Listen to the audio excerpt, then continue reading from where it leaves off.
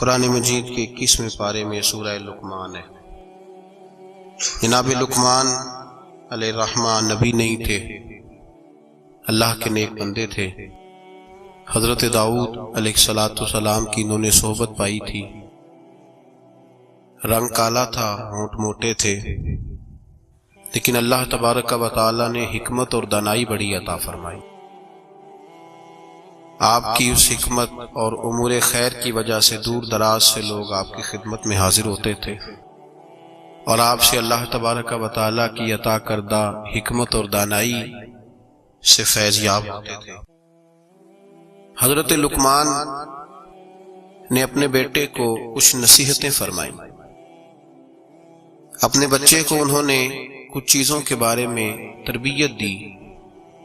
اللہ تبارک و تعالیٰ کو ان کی وہ باتیں اور وہ انداز اتنا پسند آیا کہ رب نے اس کو قرآن مجید میں بیان فرمایا، اور اللہ تبارک و تعالیٰ کا اس چیز کو قرآن مجید میں بیان کرنا اس بات کی دلیل ہے کہ اللہ تبارک و تعالیٰ کی یہ رضا ہے کہ مسلمان اپنے بچوں کی تربیت اسی انداز میں کریں، اسی انداز میں اپنے بچوں کی تربیت کریں۔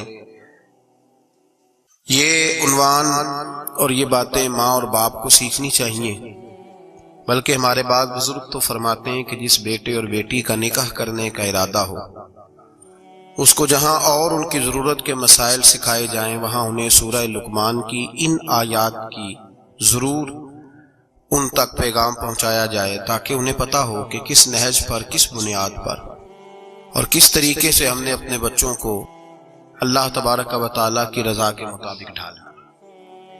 انسان سب سے زیادہ مخلص اپنی اولاد کے ساتھ ہوتا ہے۔ اس پر علماء نے کلام کیا ہے کہ بچے بھی اپنے ماں باپ کے ساتھ اتنے مخلص ہوتے ہیں کہ نہیں۔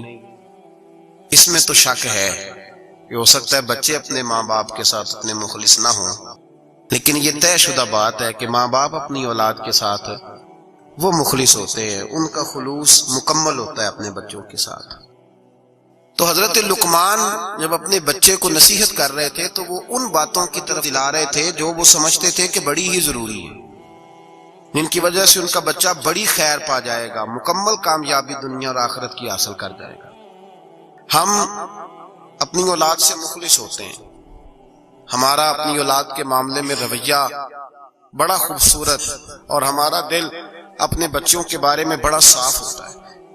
ہم چاہتے ہیں کہ ہماری اولاد شجر سایہ دار بنے، دنیا میں وقار حاصل کرے، روزی بھی اللہ تبارک و تعالی شان والی عطا فرمائے، اللہ انہیں ہر لحاظ سے نواز دے۔ تو قرآن مجید ہمیں تربیت دیتا ہے، قرآن مجید ہمارے ذہنوں کی ذہن سازی فرماتا ہے کہ پھر تم اس طرح اپنے بچوں کو ڈھالو، اس انداز میں اپنی اولادوں کی تربیت کرو۔ سورہ لقمان کی جو آیہ کریمہ میں نے سب سے پہلے تلاوت کی وہ 13 نمبر آیت ہے۔ اللہ تبارک و تعالیٰ نے ارشاد فرمایا وَإِذْ قَالَ لُقْمَانُ لِابْنِهِ، جب حضرت لقمان نے اپنے بیٹے سے کہا، وَهُوَ يَعِظُهُ، اور وہ اپنے بیٹے کو نصیحت کر رہے تھے۔ سب سے پہلے انداز کیا اختیار فرمایا، یا بنیا، اے میرے بیٹے۔ لفظوں میں حسن دیکھیے، اے میرے۔ ہمیں جب اپنی اولاد سے ناراضگی ہوتی ہے تو ہم ایک خطبہ پڑھتے ہیں، اس خطبے میں اپنی نیکیاں اور اولاد کی نالائکیاں گنواتے ہیں، سمجھانے کا انداز اختیار نہیں کرتے جاہو جلال میں۔ اور بعض اوقات معاذ اللہ تعالیٰ کچھ ایسے بھی لوگ ہوتے ہیں جو گالی بھی دیتے ہیں، سخت سست بھی کہتے ہیں، لفظوں کی حرمت کا پاس نہیں کرتے، اور وہ خطبہ وہ آدھے گھنٹے کا ہو، 25 منٹ کا ہو، وہ دے کے ہم نکل جاتے ہیں، ہمیں بڑا ستایا ہے تم نے۔ لیکن ہم کسی موقع پر بھی اس پھول کو جڑی بوٹی سے علیحدہ کرنے کی کوشش نہیں کرتے۔ ہم جو انداز ہونا چاہیے وہ انداز ہم اختیار۔ کب ایسا ہوا ہے کہ ہم نے بچے کو بلایا ہو، اس کو اپنی شفقت کی چادر کے نیچے بٹھایا ہو، پھر اس کو ہم نے نصیحت کی ہو؟ اور اگر ہم کبھی نصیحت کرتے بھی ہیں تو وہ دنیا داری کی نصیحت ہے، وہ مال دولت جمع کرنے کی نصیحت ہے، وہ زمانے میں اونچا مقام پانے کی نصیحت ہے۔ حضرت لقمان اپنے بیٹے کو نصیحت کرتے ہیں تو کہتے ہیں یا بنیا، او میرے بیٹے کا لفظ حسین جملہ۔ اللہ کے رسول صلی اللہ علیہ وسلم نے فرمایا اکریموا اولادکم، اپنی اولاد کی عزت کیا کرو۔ اپنی اولاد کی ذرا بول کے بتائیے گا، اولاد کی، کس کی؟ کون عزت کرے؟ ماں باپ کس کی عزت کریں؟ بیٹا جی کہہ کے پکارو، میرا بیٹا کہہ کے پکارو، ان کو وقار دو، ان کو عزت دو۔ اولاد کے لیے تو خیر اصول ہے کہ اولاد عزت کرے گی، اس کے لیے تو کہہ دیا کہ ماں باپ جنت بھی ہیں، تیری دوزخ بھی ہے، لیکن ماں باپ کو بھی حکم ہے کہ بچوں کے لیے اعزاز کے جملے استعمال کرے۔ ہمہ وقت کا ڈانٹنا، ہمہ وقت کی تلخی یہ مناسب نہیں ہے، ان کے لیے عزت کے جملے استعمال کرے۔ یا بنیا، اے میرے بیٹے، پہلا درس کیا دیا، فرمایا لا تشرک باللہ، بیٹے اللہ کے ساتھ شرک نہ کرنا۔ کیوں؟ ان الشرک لظلم عظیم، بے شک شرک بہت بڑا ظلم ہے۔ سب سے پہلی نصیحت اپنی ذات کے لیے نہیں کی۔ ہم ساری زندگی جب بھی لیکچر دیتے ہیں یہی کہتے ہیں، ساری زندگی یہی کہتے رہتے ہیں، میں نے سال گوا دیے، میں نے کاروبار کیے، میں نے دنیا چھوڑی، میں نے پردیس کاٹا تیرے بنگلے کے لیے، تیرے مکان کے لیے، تیری فلاں چیز کے لیے۔ کبھی یہ بھی تو بتائے نا کہ کوئی باپ اٹھ کے کہے کہ میں نے بڑا وقت دیا ہے تجھے اللہ سے جوڑنے کے لیے، تجھے رسول پاک کا غلام بنانے کے لیے، میں نے کئی دہائیاں بتا دی تجھے نبی پاک صلی اللہ علیہ وسلم کی غلامی سکھانے کے لیے۔ اس پر بھی تو کبھی کو باپ اپنی اولاد کو احساس دلائے۔ سب سے پہلی بات یہ کی کہ بیٹا شرک نہ کرنا، اللہ کے ساتھ کسی کو شریک نہ ٹھہرانا، اس سے بچنا۔ آگے اگلا جو حضرت لقمان کا فرمان ہے وہ آیت نمبر 16 کے اندر ہے۔ یہاں شرک کی بات کی، میں تھوڑی اس کی تفصیل عرض کروں گا اپنی بساط کے مطابق، لیکن پہلے آیات سماعت کر لیجئے، ان کا سادہ ترجمہ سمجھ لیجئے تاکہ آپ کے حاشیہ خیال میں عنوان آ جائے۔ سب سے پہلے کہا شرک نہیں کرنا، پھر اس کے بعد کہا سورہ لقمان کی آیت نمبر 16 میں ارشاد فرمایا یا بنیا، اے میرے بیٹے، انہا ان تکو مثقال حبۃ من خردل، اے بیٹے اگر تو اتنی برائی بھی کرے جتنا کہ ایک رائی کا دانہ ہوتا ہے، رائی کا جو دانہ ہوتا ہے وہ چھاؤں میں رکھے تو نظر نہیں آتا، وہ سورج کی روشنی میں نظر آئے گا، اگر چھاؤں میں دیکھنا ہوگا تو آپ کو لائٹیں جلانی پڑے گی۔ تو حضرت لقمان اپنے بیٹے کو نصیحت کرتے ہیں، کہتے بیٹے اگر تو رائی کے دانے کے برابر بھی گناہ کرے اور پھر وہ گناہ اس طرح ہو فتکن فی صخرۃ او فی السماوات او فی الارض، چاہے رائی کے دانے کے برابر گناہ ہو اور پہاڑ میں چھپا ہو یا زمین اور آسمان میں چھپا ہو، تو کیا ہوگا؟ اپنے بیٹے کو سمجھا رہے ہیں، کہتے ہیں یاتی بہ اللہ پھر بھی اس کو نکال کے لے آئے گا۔ تیرے تو یہ نہ کہنا کہ میں کوئی پاپی ہوں، میں نے کوئی بینک لوٹے ہوئے ہیں، میں نے کوئی قتل کیے ہوئے ہیں۔ فرمایا رائی کے دانے کے برابر بھی، اپنے بیٹے کو کہہ، رائی کے دانے کے برابر بھی اگر تو نے گناہ کیا تو اللہ اسے بھی لائے گا، اور رائی کے دانے کے برابر ہو پھر چٹان میں چھپا ہو یا زمین و آسمان میں چھپا ہو، اللہ پھر بھی اسے نکال کے لے آئے گا، اس لیے کہ ان اللہ لطیف خبیر، بے شک اللہ باریک باتوں کا جاننے والا۔ وَمَن يَعْمَلْ مِثْقَالَ ذَرَّةٍ خَيْرًا يَرَهُ وَمَن يَعْمَلْ مِثْقَالَ ذَرَّةٍ شَرًّا يَرَهُ، اگر تو ذرے کے برابر نیکی کرے گا تو اللہ تجھے اس کا اجر عطا فرمائے گا، اور اگر تو ذرے کے برابر گناہ کرے گا تو اللہ قیامت میں وہ بھی تیری آنکھوں کے سامنے لائے گا، اس کا بھی حساب ہوگا۔ تو فرمایا بیٹے اللہ باریک باتوں کا جاننے والا۔ یا بنیا، اے میرے بیٹے، اقم الصلاۃ، نماز قائم کر۔ بیٹے نماز بس کافی ہو گیا؟ کہا نہیں، اب اور آگے بڑھ، وَأْمُرْ بِالْمَعْرُوفِ، لوگوں کو بھی نیکی کا حکم دے، وَانْہَ عَنِ الْمُنْکَرِ، اور لوگوں کو بری باتوں سے منع کر، اور جب تو یہ کام کرے گا پھر لوگ تجھے ستائیں گے۔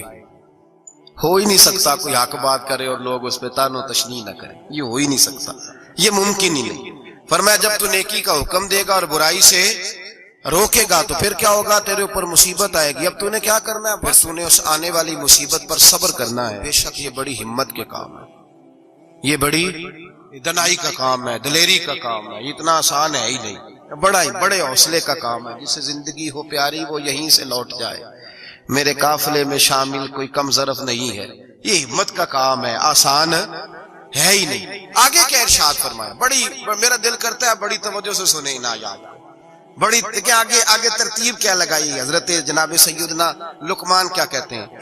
نماز پڑھ، دوسروں کو نیکی کا برائی سے منع کر، اور یہ جب تیرے اوپر ان کاموں کی وجہ سے مصیبت آئے تو اس پر اس لیے کہ یہ جو کام ہے نا عزم الامور، یہ بڑی ہمت کے کام ہے۔ بس کروں ابا جی؟ فرمایا نہیں اور بھی کچھ کر۔ کیا؟ آیت نمبر 18 فرمایا وَلَا تُصَغِّرْ خَدَّكَ لِلنَّاسِ، اپنا منہ ٹیڑھا کر کر کے لوگوں سے بات نہ کیا کر، رخسار موڑ موڑ کے لوگوں سے بات نہ کر، وَلَا تَمْشِ فِي الْأَرْضِ مَرَحًا، اور زمین پہ اکڑ اکڑ کے نہ چل، ان اللہ لا يحب كل مختال فخور، بے شک اللہ کو اکڑنے والا، فخر کرنے والا پسند اللہ لا یحب، اللہ اس سے محبت ہی نہیں کرتا، اللہ رحمت ہی نہیں کرتا جو اکڑ اکڑ کے چلے۔ اس طرح نہ کر تو پھر کیا کروں؟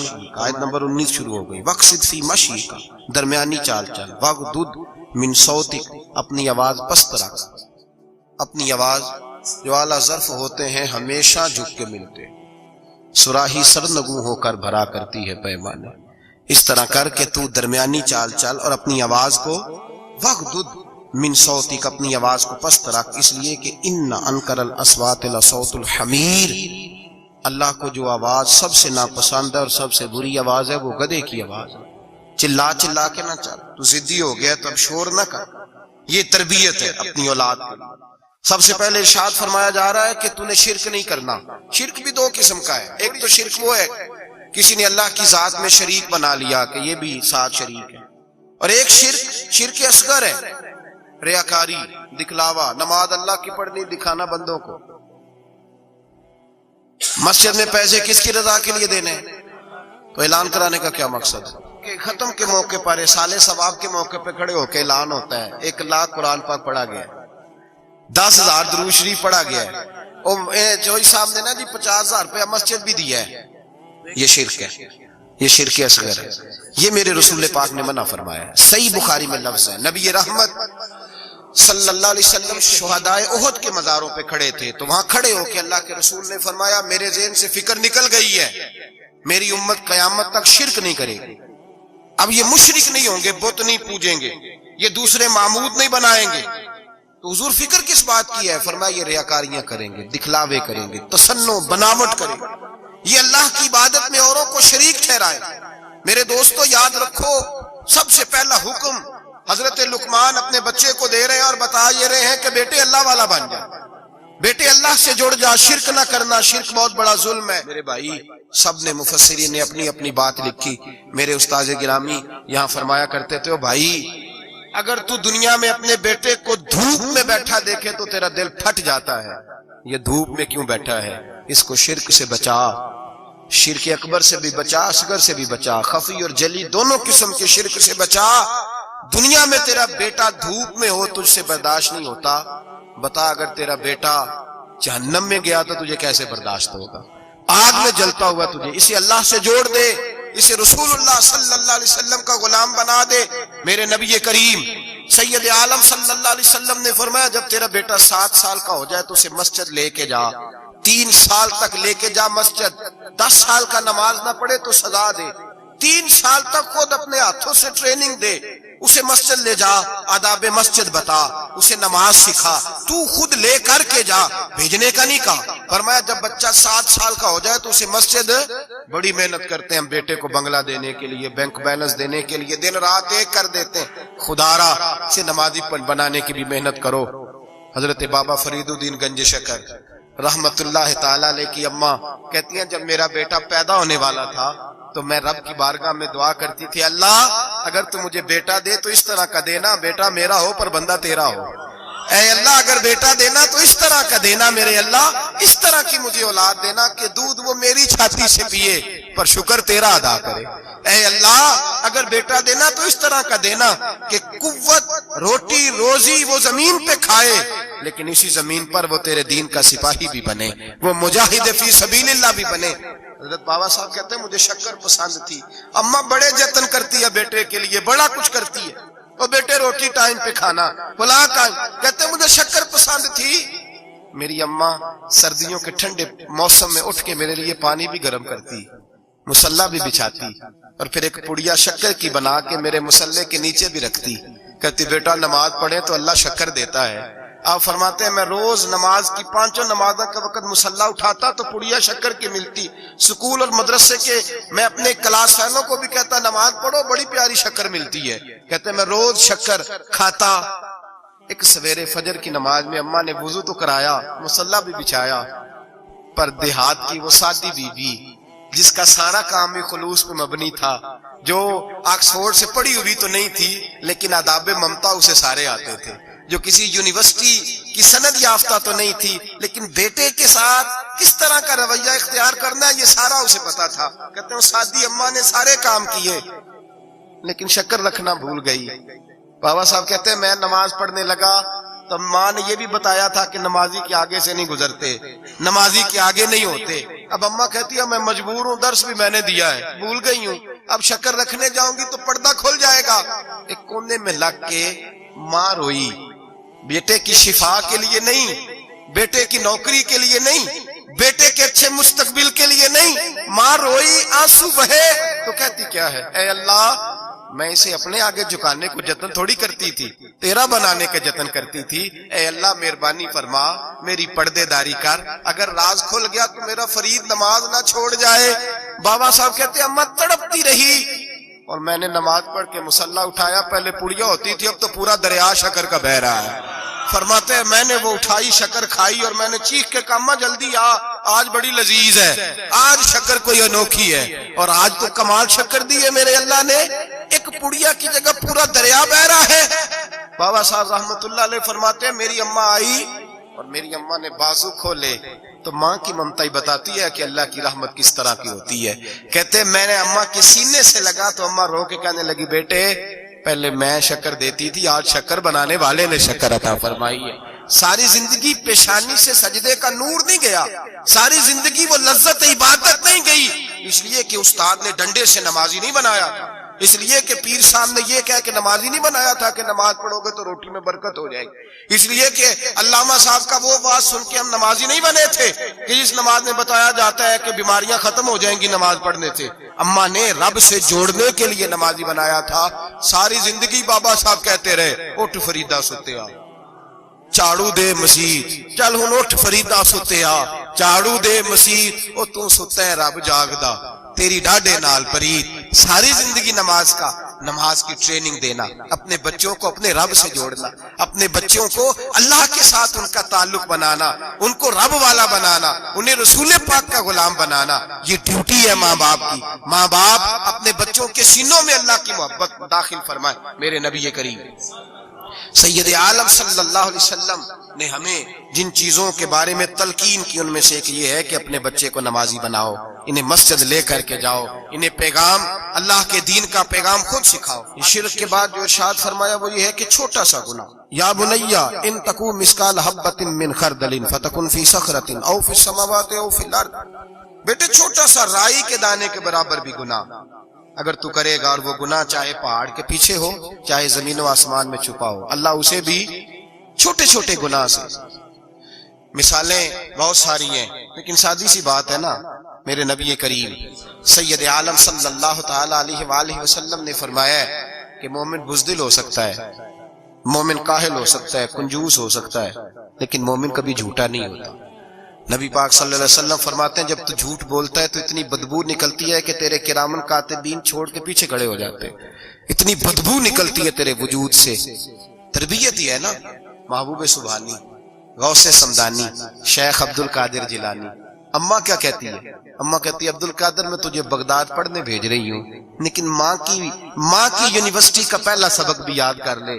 بیٹا دیکھنا تیری زبان سے کہیں جھوٹ نہ نکل جائے، تو حسن کا پوتا اور حسین کا نواسا بنتا ہے. ایسا نہ ہو کہ تو سادات کرام کی سفید چادر پر کوئی دھبا لگائے. بیٹے تیری زبان سے جھوٹ نہ نکلے. بڑی مشہور بات ہے نا. حضرت غوث اعظم کی اماں نے 100 دینار سی دیا ہے، ڈاکو رستے میں مل گئے، تیرے پاس کیا ہے؟ کہا 100 دینار ہے. وہ کہتے ہیں چور تھے، ہمیں تو بڑی دور بیٹھا پیسہ بھی نظر آ جاتا تھا، پر عبد القادر کے سارے کپڑے ٹٹولے پر ہمیں 100 دینار نظر. پکڑ کے لے گئے سردار کے پاس جو ڈاکوؤں کا بھی سردار ہے. اس کو کہا یہ بچہ کہتا ہے جی میرے پاس 100 دینار ہے پر نکلتا نہیں. کہنے لگے بیٹے جس کے پاس پیسے ہوتے ہیں وہ بتاتا تو نہیں، تو تیرے پاس ہیں بھی نہیں تو کیوں شور کر رہا ہے؟ تو آپ کہنے لگے ہیں میرے پاس. کدھر ہے؟ یہ غور کیجیے. اماں کہتی ہے بیٹے تو نے جھوٹ نہیں بولنا. کہتے 100 دینار یہاں سیا ہوا ہے. ڈاکو کہنے لگا تھے تو نظر کیوں نہیں آتے؟ غوث اعظم جیلانی کہنے لگے میرے پاس ہیں، تمہیں نہیں نظر آئے تو علیحدہ بات ہے. کہا کدھر ہے؟ تو یوں کھول کے دکھایا اپنا کرتا بٹن کھول کر، یہ سیے ہوئے. ڈاکو کے سردار نے دیکھا تو پیسے تو اپنی جگہ تھے. بیٹے کا چہرہ دیکھنے لگا، کہنے لگا چھوٹے سے بیٹے لوگوں کے پاس ہوتے بھی ہیں تو ڈاکہ پڑ جائے لوگ چھپانے کی کوشش کرتے ہیں، تو نے ظاہر کیوں کیے؟ تو حضرت غوث اعظم کی سچی زبان، چہرے پہ اطمینان کی روشنی اور اماں کی یونیورسٹی سے لی ہوئی ڈگری اور باپ کے ادارے سے لی ہوئی سند حضرت غوث اعظم جیلانی اس ڈگری کا اپنا علم آگے تقسیم کرنے لگے، کہنے لگے سارا کچھ ہو سکتا ہے، عبد القادر کی منہ سے جھوٹ نہیں نکل سکتا، اس لیے کہ میں ماں سے وعدہ کر کے آیا ہوں کہ زندگی میں ہمیشہ سچ بولوں گا، جھوٹ نہیں نکلے گا۔ اور لفظوں کی صداقت تھی، 11-12 سال کی عمر، معصومیت کے جملے ایسے نکلے کہ ڈاکوؤں کا سردار کانپنے لگا، راشا طاری ہو گیا، پلٹ کے اس کے آنسو نکلے۔ حضرت غوث اعظم چلے تو پیچھے پیچھے چل دیا، کہا تو میرے پیچھے کیوں آ رہا ہے؟ کہنے لگے جس مسجد تم جاؤ گے میں بھی اسی مسجد میں نماز پڑھوں گا۔ اپنے ورکروں سے کہنے لگا تم نے ڈال لیا ڈاکے تو ڈالو، مجھے تو اس کے سچ نے دھو ڈالا ہے۔ وہ کہنے لگے اگر ہم نے برے کام تیرے پیچھے لگ کے کیا ہے تو نیکیاں بھی اکٹھی کریں گے۔ میرے بھائی ٹریننگ، تربیت بچے کو گھر کی ماں کی گود اگر سچ بولنا سکھائے، اور اگر اماں ہی کہے جا دیکھ کے آ تیری چچی تیرے بارے میں کیا کہہ رہی ہے، یا سن کے آ وہ فلاں آدمی کیا کہتا، ذرا جاسوسی کا، اور اگر باپ ہی اسے کہے کہ جا باہر والے سے جا کے کہہ دے کہ ابا جی گھر میں نہیں ہے، تو کیسے اس کے اندر صداقت پیدا ہوگی؟ وہ کس طرح دیانتدار بنے گا؟ کس طرح وہ معاشرے کے اندر اچھا کردار ادا کرے گا؟ حضرت سیدنا حبیب اجمی رحمت اللہ تعالیٰ علیہ کے پاس ایک شخص آیا کرتا تھا، صحبت میں بھی بیٹھتا تھا، لیکن کام وہ ٹھیک نہیں کرتا تھا، سود کا دھندا تھا، لمبے چوڑے اس کے مسائل تھے۔ حالانکہ ایک ہی بیٹی تھی، وہ بھی دونوں ٹانگوں سے معذور تھی، دونوں ٹانگوں سے معذور، بڑے حکیم طبیب دکھائے لیکن بچی کو شفا نہیں ہوتی۔ شخص بھی اپنے مزاج کے لحاظ سے اچھا نہیں تھا۔ کہتے سویرے سویرے آیا تو کہنے لگا حضور مجھے توبہ کرا دیں، آج کے بعد نہ جھوٹ بولوں گا، نہ حرام کھاؤں گا، نہ شراب پیوں گا۔ تو کہتے ہیں جتنے لوگ بیٹھے تھے کان کھڑے ہو گئے، کہا تجھے کیا ہوا؟ کہنے لگا 11-12 سال کا نوجوان آیا مجھے توبہ کرا گیا، چڑھتی جوانی، 11-12 سال 14-15 سال کا بچہ مجھے توبہ کرا گیا۔ تو کہتے ہیں ہم محو حیرت ہوئے کہ اتنا سا بچہ؟ تو کہتے ہیں کسی نیک باپ کا بیٹا تھا، کسی پرہیزگار ماں کا بیٹا تھا، گھر میں تربیت ہوئی۔ اتنے بچے تو خانقاہ بھی نہیں جاتے، اتنے سے بچے تھوڑی کسی ادارے کے فارغ التحصیل ہوتے ہیں، کس مدرسے سے پڑھے ہوتے ہیں؟ کہتے چھوٹی سی عمر۔ تو کہا جناب آپ کو کیسے ملا؟ تو وہ شخص کہنے لگا حضور کل میں گیا بازار، میں نے بغداد کے چوک سے 10 کلو مچھلی بھی خرید لی اور کچھ اور ضرورت کی چیزیں بھی، مہمان آنے تھے، وہ سارا کچھ خرید کے میں جب نکلا تو سامان زیادہ ہو گیا، چوک میں مزدور بیٹھے ہوتے تھے، میں نے کہا بھئی میرے ساتھ فلاں محلے تک سامان پہنچانا ہے۔ وہ بچہ کہنے لگا چچا اگر میں چلوں تو، میں نے اس کو ایڈریس وغیرہ بتلایا تو 3 دینار مزدوری طے ہو گئی سامان گھر پہنچانے کی۔ کہتے میرے ساتھ وہ نکلا اور جب رستہ طے کرنے لگا تو رستے میں گرمی بڑی سخت تھی، ظہر کا وقت تھا، ذرا ہم نے چند قدم اٹھائے، 2-4 گلیاں گزرے تھے کہ اذان ظہر کی آواز آنے لگی۔ تو کہتے ہیں بڑی منت کے انداز میں، بڑی گزارش کے انداز میں میری طرف دیکھا، عمر چھوٹی سی ہے، کہنے لگا چچا اگر اجازت مل جائے تو میں ظہر کی نماز پڑھ لوں۔ کہتے میں ایک جگہ پھٹے پہ بیٹھ گیا اور گپے کرنے لگا، سامان وہاں رکھا، میں نے کہا پڑھ لے نماز۔ کہتے ہیں بچہ نماز پڑھنے چلا گیا، باقی لوگ دیر سے آئے، وہ نماز پڑھ کے جلدی آ گیا۔ میں نے کہا بیٹے تو جلدی آ گیا ہے؟ کہنے لگا اس لیے جلدی آیا ہوں کہ آپ یہ نہ سمجھے یہ کام چور ہے، میں نے نفل چھوڑ دیے ہیں، فارغ ہو کے پڑھ لوں گا۔ کہتے ہیں سامان اٹھایا، رستے میں گرمی شدت کی تھی، اس کا پسینہ بہنے لگا، میں آگے بڑھا، میں نے کہا بیٹے سامان تھوڑی دیر کے لیے مجھے دے دو، گرمی زیادہ ہے۔ کہنے لگا چچا کسی کا تربیت یافتہ ہوں، کسی نے ٹریننگ دی ہے، کہا ماں باپ نے کہا تھا حرام لقمہ گھر نہ لانا، کہا بات کیا ہوئی؟ کہنے لگے میں آپ کو نہیں دے سکتا، اس لیے کہ 3 دینار مزدوری گھر پہنچانے کی طے کی ہے، اگر آپ اٹھائیں گے تو پھر میں پیسے پورے نہیں لوں گا۔ دامان نے توکل کی یہ خوبی ہے کہ اس پر پیبند لگے ہوتے پر دھبے نہیں ہوتے، میں پھر مزدوری پوری نہیں لوں گا، پیسے کم لوں گا۔ کہتے ہیں میں محو حیرت ہو گیا، اس جوان کی بات نے میرے سارے وجود تھر تھر کبا ڈالا کہ اس دور میں اس قسم کے لوگ۔ کہتے ہیں گھر لے گیا اس کو، میں سامان رکھا، میں نے کہا تم یہاں ٹھہرو میں 3 دینار مزدوری لاتا ہوں۔ کہتے ہیں پیسے لینے گیا تو بیوی کو بتایا بڑا نیک ہے، بڑا پرہیزگار جوان ہے، کہنے لگی روٹی پکی ہوئی ہے، اسے کہو دوپہر کا کھانا کھا لے۔ کہتے ہیں میں باہر گیا، 3 دینار تھمائے، میں نے کہا بیٹے ایک بات مانو گے؟ تو کہتے ہیں 3 دینار دے کے کہنے لگا اب تو آپ مالک ہو گئے، میں نے نمک کھا لیا ہے، اب تو ہر بات مانوں گا، اصلا نال جے نیکی کریے نسلہ تاک نہیں بھول دے، میں اب ہر بات مانوں گا۔ تو میں نے کہا دوپہر کا کھانا کھا لو۔ کہتے ہیں اس کی گردن جھک گئی، اور بڑے دھیمے لہجے میں کہنے لگا میں نہیں کھا سکتا، میں نے روزہ رکھا ہوا ہے، روزہ رکھا ہوا ہے، نفلی روزہ رکھا ہوا ہے۔ کہتے میں اور پریشان ہوا، میں نے فوری طور پہ سوال کیا کہ اب تو کدھر جائے گا؟ تو کہنے لگا اب میں کہیں نہیں جاؤں گا، میرے ایک دن کا خرچہ میرے ماں باپ نے جو ڈیوٹی لگائی ہے وہ 3 دینار ہے، پورا ہو گیا ہے، اب میں باقی جو وقت بچے گا یا قرآن پاک کی تلاوت کروں گا یا محمد عربی پہ درود و سلام پڑھوں گا۔ میں نے کہا افطاری کر لینا۔ کہنے لگا مجھے مسجد بتا دو، میں جا کے اللہ اللہ کرتا ہوں، مجھے شام کو لے آنا۔ افطاری ہمارے ساتھ اس کی طے ہو گئی، مسجد چلا گیا۔ مغرب بعد لینے گیا تو کہنے لگا عشاء کے بعد آنا، اب تو میں نے پانی سے افطار کر لیا، کھانا کھانے جاؤں گا تو جماعت رہ جائے گی۔ کہتے ہیں عشاء کے بعد میں لایا، اس کو کھانا کھلایا، رات گہری ہو گئی تو میں نے کہا تو سو نہیں جاتا؟ کہنے لگا کوئی حرج نہیں، کبھی دور مزدوری کرنے نکل جاؤں تو رہ بھی جاتا ہوں، گھر والوں کو پتا ہے۔ کہتے میں نے مسافر خانہ کھولا، یوں سمجھیے ڈرائنگ روم بیٹھک میں نے کھولی، اس کو سلا دیا۔ میں اور میری بیوی اپنی معذور بیٹی کو روٹی دینے گئے اور ہم نے جا کے اس کو کھانا کھلایا جو ٹانگوں سے معذور تھی، اور ساتھ کہا کہ بیٹی آج بڑا پرہیزگار جوان ہمارا مہمان ہے، آج چڑھتی جوانی اور تقوی کی روشنی اس کے چہرے سے چمکتی ہے، کیا بات ہے، بڑے ہی اچھے گھرانے کا تربیت یافتہ ہے۔ کہتے ہیں بچی کو کھانا کھلا کے لوٹے، اپنے کمرے میں سو گئے، بیٹی اپنے کمرے میں لیٹ گئی، ترس گئے تھے کہ بیٹی قدموں پہ چلے۔ تہجد کا وقت ہوا تو دروازے پہ دستک ہوئی، بڑی بے چینی کے ساتھ اٹھے میاں بیوی، کون ہے؟ بیٹی کی آواز آئی ابا جی دروازہ جلدی کھولیں۔ کہتے ہیں کلیجے پھٹنے لگے، ذہن بکھرنے لگے، سوچے ہیں کہ وہ 2-1 منٹ ہمارے اوپر پہاڑ بننے لگے۔ دروازہ کھولا تو وہ بیٹی جس کے لیے ترس گئے تھے کبھی چلے گی، وہ اپنی ٹانگوں پہ کھڑی ہے، کبھی دوڑ کے ادھر جاتی کبھی دوڑ کے ادھر آتی۔ بیٹیاں پریشانی کا فون کر دیں تو پھر بھی آنسو نکل آتے ہیں، اور بیٹی کے گھر میں خوشی آ جائے تو پھر بھی ماں باپ رو کے ہی شکر ادا کرتے ہیں، ان کے لیے روتے ہی رہتے ہیں۔ کہتے میں تڑپ گیا، بیوی بھی رونے لگی، بیٹے یہ کیا ہوا؟ ہم تو مایوس ہونے لگے تھے معاذ اللہ کہ اب تو ٹھیک نہیں ہوگی، کیا ہوا؟ کہنے لگے ابا جی اماں جی آپ نے بتایا نا نیک جوان آیا ہے، نیک آیا ہے، تو میں آپ چلے گئے تو میرے دل میں خیال آیا اے اللہ اگر وہ واقعی نیک ہے تو اس کے صدقے مجھے شفا ہی عطا فرما دے۔ یا ایھا الذین آمنوا اتقوا اللہ وابتغوا الیہ الوسیلہ، اے اللہ صحت ہی دے دے۔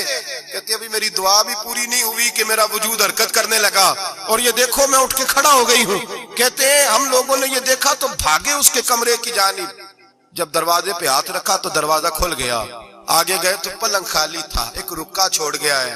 کہنے لگا مجھے پتا ہے میری حقیقت کھل گئی ہے، میں تو اللہ کا بندہ ہوں، اگر تمہیں مجھ سے ذرا بھی پیار ہو گیا ہے تو پھر میرے پیچھے نہ بھاگنا، اللہ کی بارگاہ میں جھک جانا، پھر گناہوں سے توبہ کر لینا۔ کہا وہ تربیت یافتہ جوان آیا ہے اور مجھے بدل گیا ہے۔ میرے بھائی ماں باپ کی ذمہ داری اولاد کو نکھارنا ہے، ان کو سنوارنا ہے، روزی روٹی کی ذمہ تو اللہ تبارک و تعالیٰ نے لیا ہوا ہے، جو ڈیوٹی اللہ کی تھی وہ معاذ اللہ ہم نے اپنے ذمہ لے لی ہے۔ اولاد کو رزق حلال کی تربیت کریں، انہیں حکم دیں کہ وہ ہاتھ نہ پھیلائیں، انہیں کہیں کہ وہ محنت کر کے کھائیں، لیکن اصل تو ان کا اخلاق سنوارنا ہے۔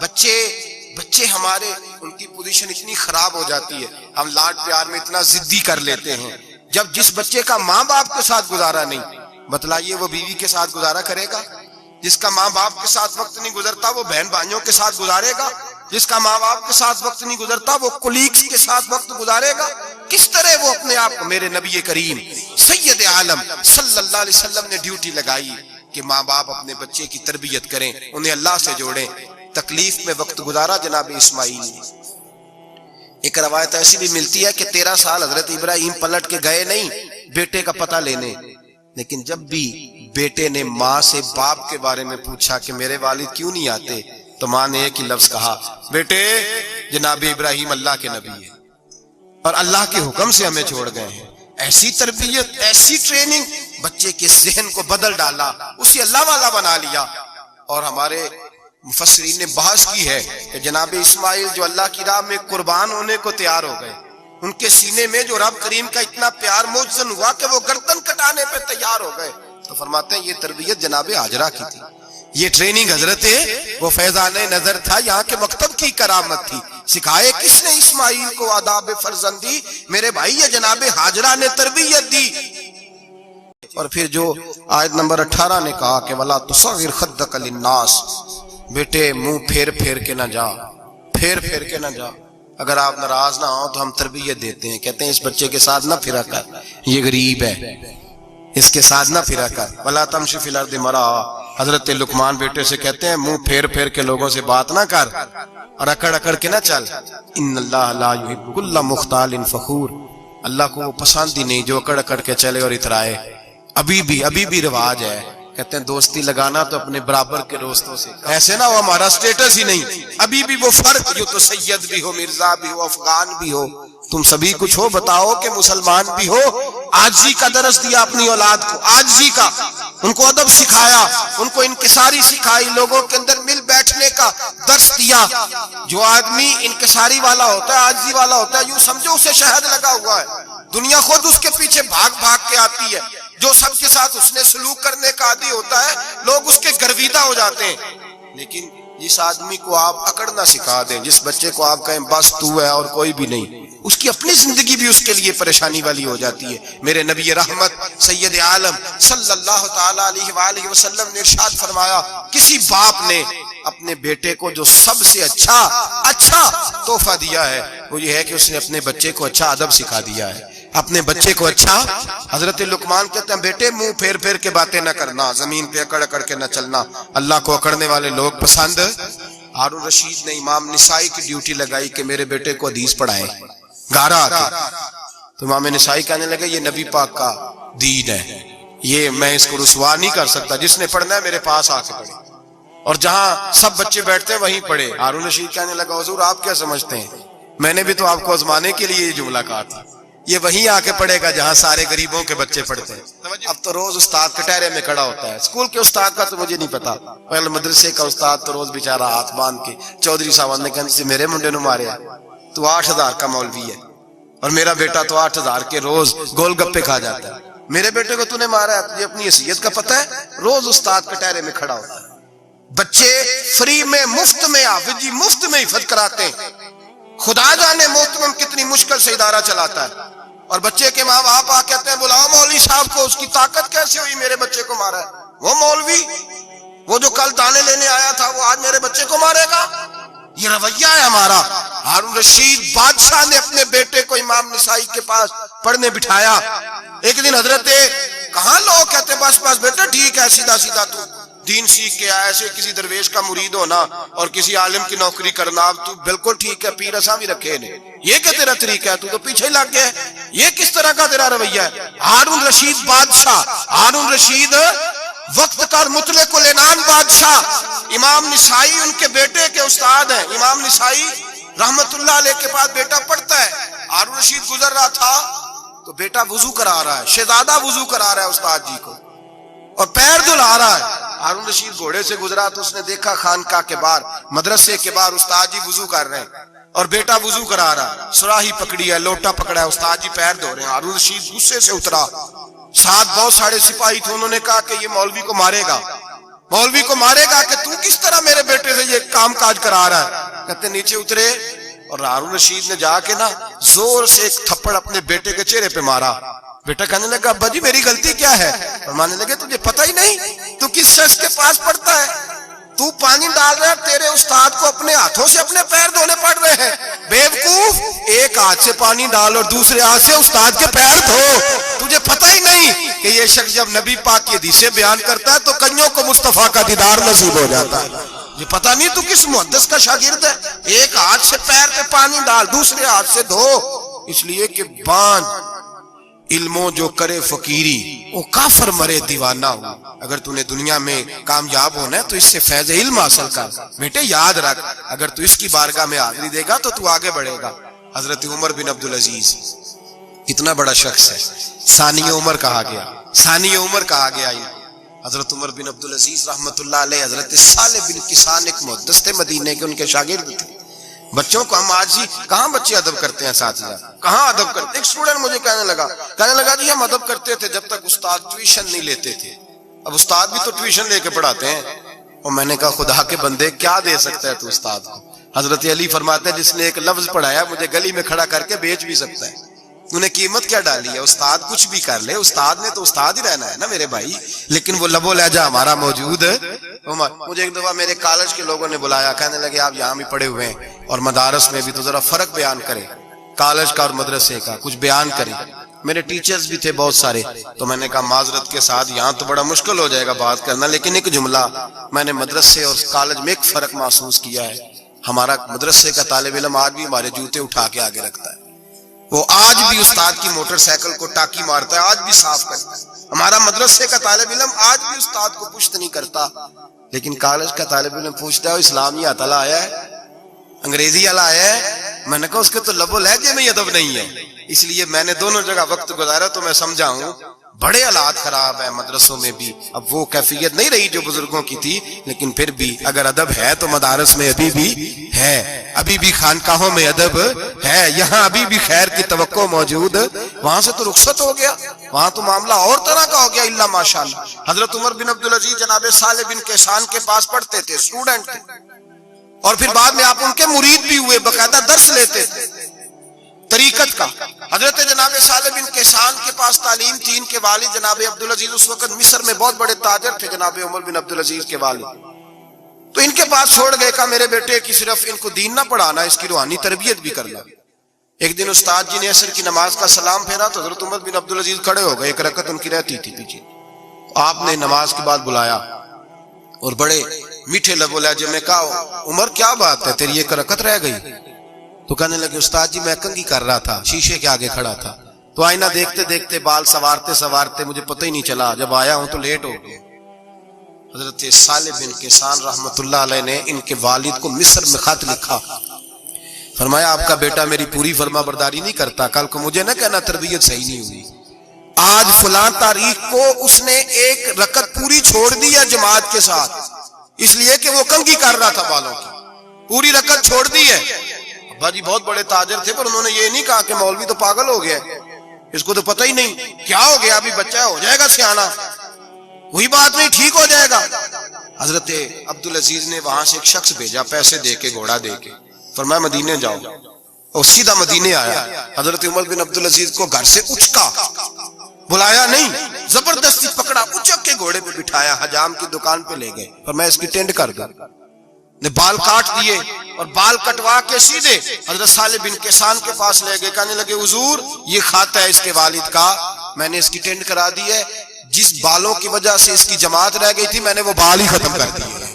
تو اس کے والد کہتے ہیں آپ ذرا سے بھی بات، ایک ذرہ برابر بھی بچے کے اندر ہم کوتاہی برداشت، ہم اسے سنوارنا چاہتے ہیں، معاشرے کو دینا چاہتے ہیں، ہم ایک خوبصورت انسان بنانا چاہتے ہیں۔ تو حضرت لقمان کہنے لگے بیٹے تو چہرہ رخسار بدل کے لوگوں سے بات نہ کر، اکڑ کے نہ چل، اس لیے کہ اللہ کو اکڑنے والے پسند، تو کیا کر وقصد فی مشی کا وغضض من صوتک، درمیانی چال چل، آواز کو پست رکھ۔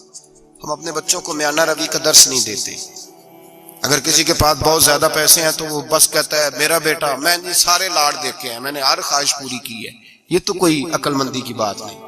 ضرور خواہشات پوری کریں، اگر ہیں تو کنجوسی کرنے سے منع کیا نبی پاک صلی اللہ علیہ وسلم، لیکن بچے کو معتدل رکھیں، اسے دھوپ اور چھاؤں دونوں کا پتہ ہونا چاہیے۔